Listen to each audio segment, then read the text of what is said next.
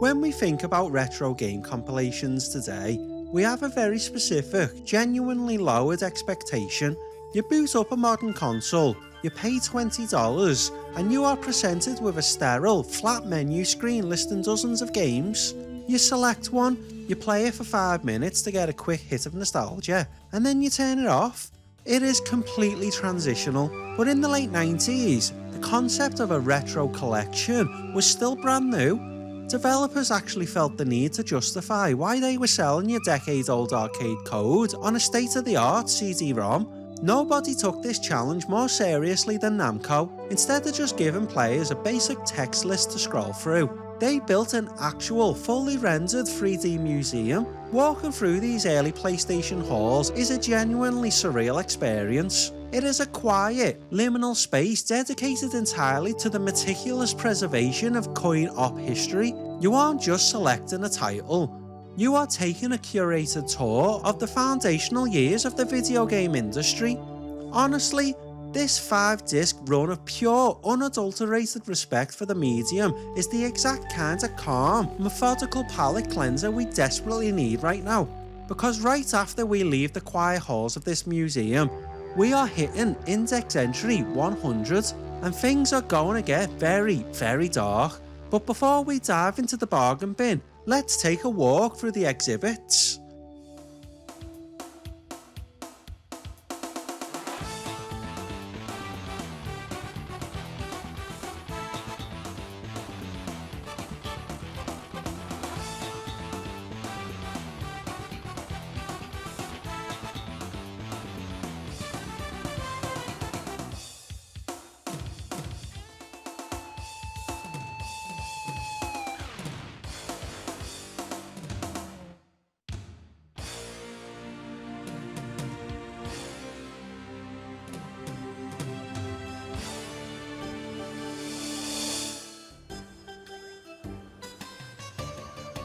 Welcome to the PSX Index. I'm Parasine, and this is the show where I play and document all 1,278 PS1 games released across Northern America, and this episode is index entry 95 through to 99.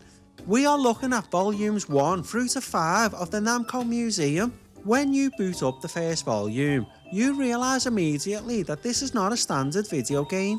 You are placed into a virtual lobby, politely greeted by an actual robot receptionist, and given free rein to wander the sprawling halls of an atmospheric exposition centre. Each arcade game included on the disc doesn't just get a menu icon, it gets its own dedicated, physically transversable room themed entirely around the cabinet. But it isn't just about walking up to the arcade and playing the game.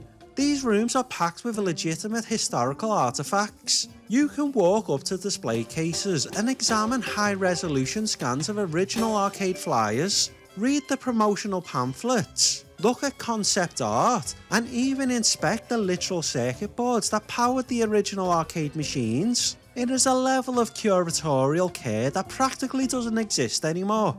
Volumes 1 and 2 give you the undisputed heavy hitters. We are talking the absolute titans of the arcade era, the original Pac-Man, Galaga, Xavius, and Pole Position. The emulation here is remarkably impressive for the era. The developers utilised a custom jammer emulator that essentially runs the original arcade source code, making them near perfect, pixel-accurate arcade ports. It feels less like a quick cash-in and more like a sincere apology to everyone who had to suffer through the terrible, compromised Atari 2600 port of these exact same games a decade prior.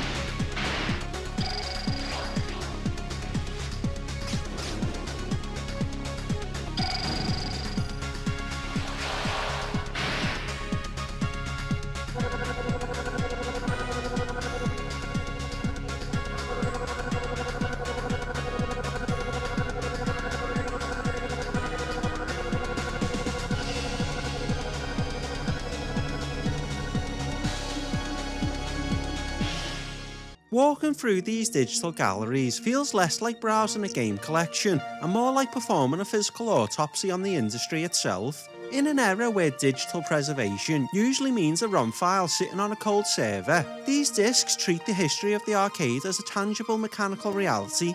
When you enter an exhibit, you aren't just looking at a cabinet, you are looking at the literal bones of the coin-op era. The most surreal feature of these volumes is the ability to inspect the internal circuit boards of the original machines. To a casual player in the 90s, a PCB was just a green slab of silicon and solder, but Namco presents them here as sacred relics. You can zoom in on high-resolution scans, tracing the paths of the processes that birthed Pac-Man or Galaga. It's a level of transparency that bridges the gap between the player and the engineer. It is Namco's way of saying that these games aren't just software magic. They are machines, and this is how they were built. This reverence extends to the promotional materials tucked away in the display cases.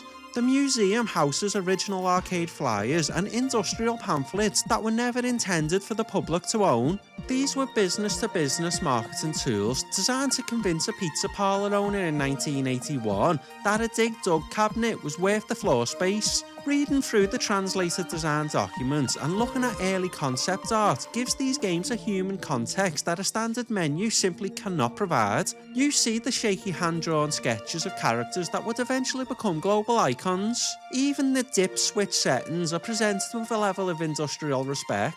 Instead of modern easy hard toggle, they are given the actual internal switches that an arcade operator would have flipped with a screwdriver 40 years ago. You are interacting with the software on a granular level, a reminder that these games were physical objects that lived in smoky rooms and demanded quarters. By including these details, Namco ensured that the experience of the arcade, the maintenance, the marketing, and the hardware was preserved just as carefully as the code itself.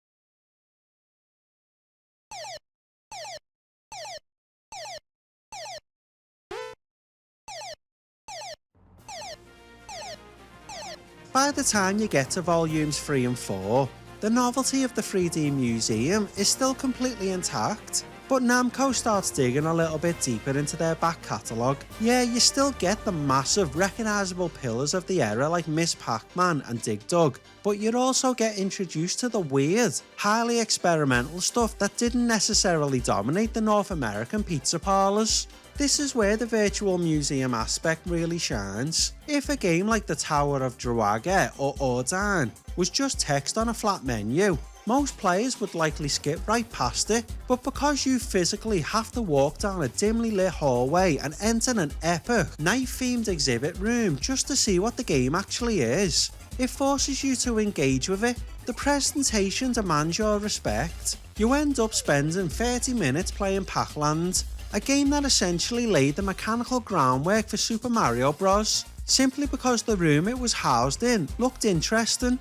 The collections also offer a ton of interchangeable settings and tweaks, letting you adjust the internal dip switches just like an actual arcade operator would. You can mess with the difficulty, change the number of starting lives, and study the mechanics of the games on a granular level. It is the ultimate historical sandbox, treating the code not as a disposable piece of software, but as a museum piece worthy of study.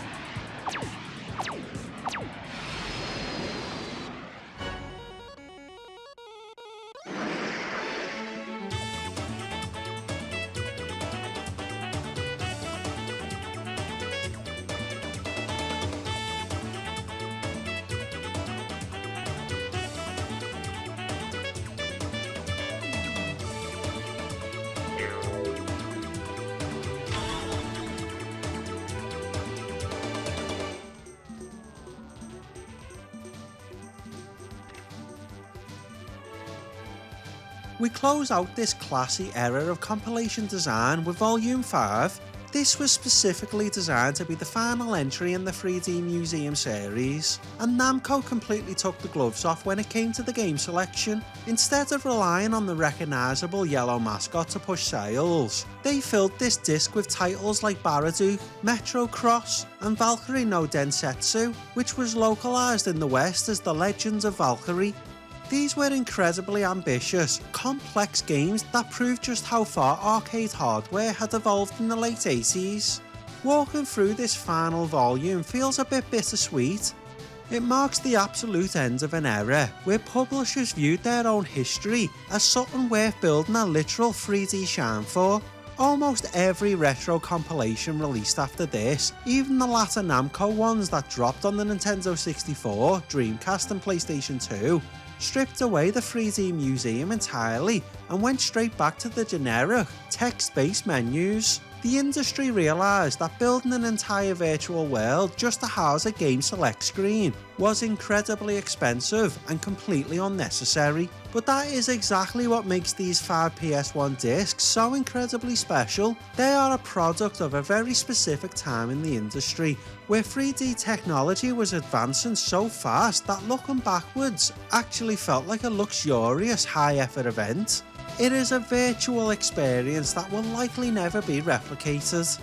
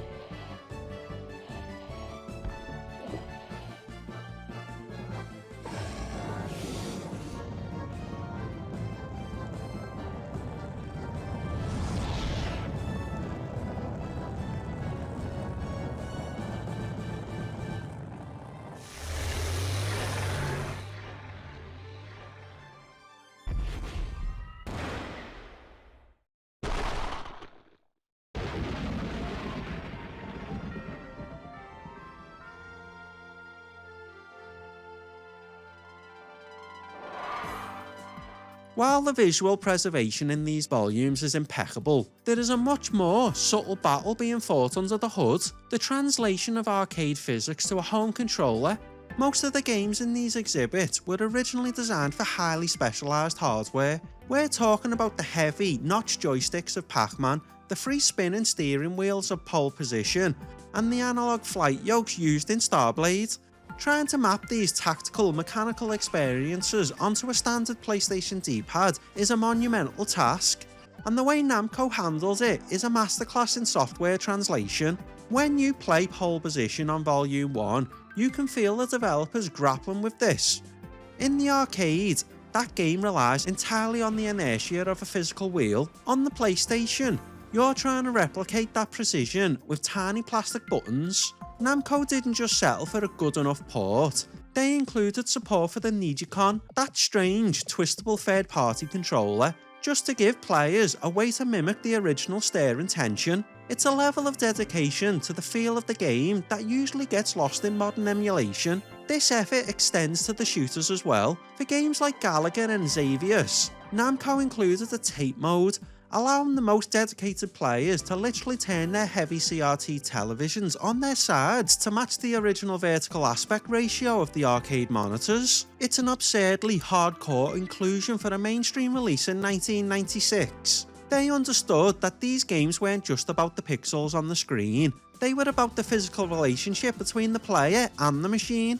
Even the simple act of navigating the 3D Museum itself serves as a bridge, moving from the modern, fluid, 360-degree movement of the museum halls and then locking in to the rigid 4-way digital movement of Dig Dug. highlights the massive leap in design philosophy that occurred in just 15 years. It forces you to appreciate the limitations the original developers were working with. By focusing on these control nuances, Namco ensured that the museum wasn't just a virtual archive, but a functional one that respected the physical history of how we interacted with games.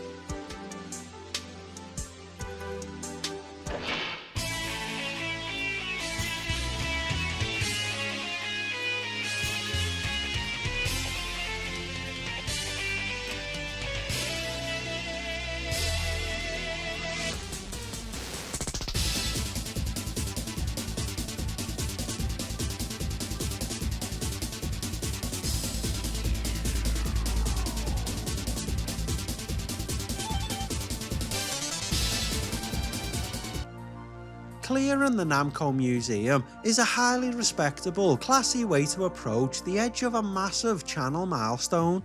Spending a few hours with the perfectly preserved, pixel-accurate codes of Galaxian and Roller Thunder is a great reminder of the foundational brilliance that allowed the video game industry to grow into the absolute juggernaut it is today.